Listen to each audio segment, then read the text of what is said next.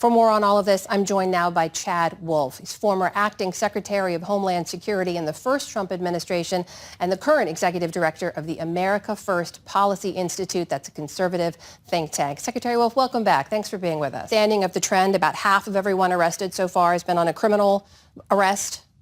I haven't seen the exact breakdown of criminal versus non-criminal arrest within that overall number, but that doesn't surprise me. Look, they're going to target the worst of the worst, those criminal aliens, but what they have also said is as they target these individuals and they have to go into these neighborhoods and these cities, that they're not going to ignore other individuals that they come into contact with, meaning other individuals that are here in the country illegally and don't have a legal right to be here. What they often refer to as collateral arrest. So what we saw during the Biden administration is they would not detain those individuals. They wouldn't deport them.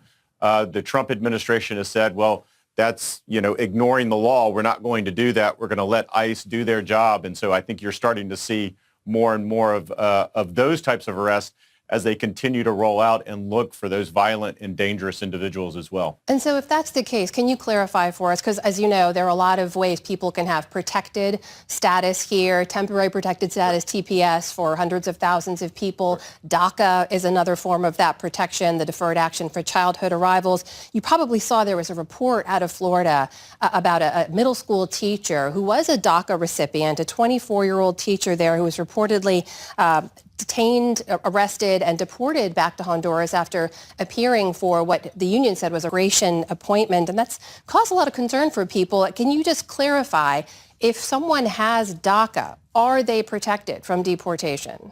Yeah, look, there's a number of relief that the U.S. States government provides to folks. So whether that's temporary protective status, obviously you mentioned DACA, they could be in the middle of their asylum proceedings, right? All of those measures and relief have an ongoing process that you have to adhere to unless those individuals, for any number of reasons, fall out of status.